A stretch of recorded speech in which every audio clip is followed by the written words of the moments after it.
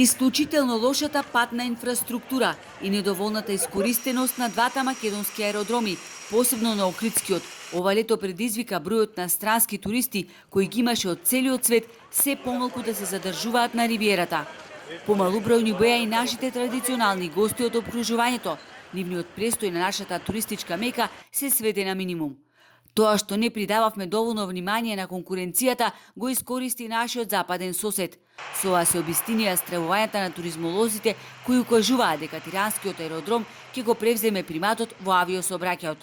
Туристите кај нас се приморани со часови да патуваат со автобуси за да стигнат до дестинацијата. Албанија многу брзо граба напред во туризмот.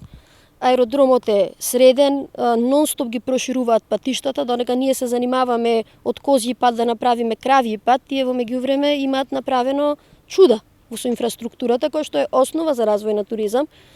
И сега нормално кога и нив слетуваат туристите, од 10 дена 9 ќе се кај нив, еден ќе дојде да го видат Охрид. Како се смени структурата на гостите, треба да кажат експертите по туризам, кои треба да седнат на една маса и да дадат одговор на прашањето како од дестинација која што имаше голем подем, преминавме во викенд дестинација за туристи кои доаѓаат преку Албанија, вели Василеска. Имено од најголемиот број летови што се откажани. Не се откажани за да не доаѓаат на Балканот луѓето, туристите, туку се пренасочени на аеродромот Тирана. Зошто Тиранскиот аеродром е поевтин од Охридскиот и од Скопскиот и зошто се пренасочени сите тие летови, тоа сега некој треба да одговори на тоа прашање. Ако од 12 линии се сведите на само 2 неделно, тоа ви е сериозен проблем.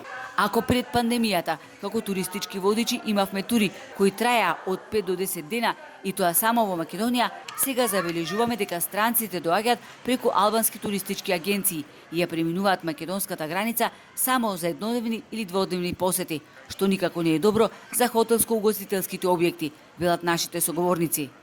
Охрид памети и поубави сезони од оваа. Ги нема гостите од Балканот, кои навистина беа добри потрошувачи, велат угостителите. Причина за ваквата слика според нив не се цените. Не можам да се сложам со тоа дека е скапо во Охрид. Вие доаѓате во туристичко место. Ајде едно прашање до тие на што им е скапо во Охрид. Одат во Грција, одат во Турција, како таму не им е скапо? Нели? Значи вие сакате да уживате, сакате да пиете кафе во објект кој што е ресторан. И пиете кафе на вода и ви е скапо кафето од 150 денари, а сега во било кој друг град, еве во метрополата да речеме, на Кеј не ви е скапо да пиете кафе за иста цена. Втора работа, стандардот е таков каков што не е. На Охрид му требаат туристи, а не гости. Посетеноста на дестинацијата не се одредува според бројот на оние кои престојувале на ривиерата, туку според бројот на остварени ноќевања.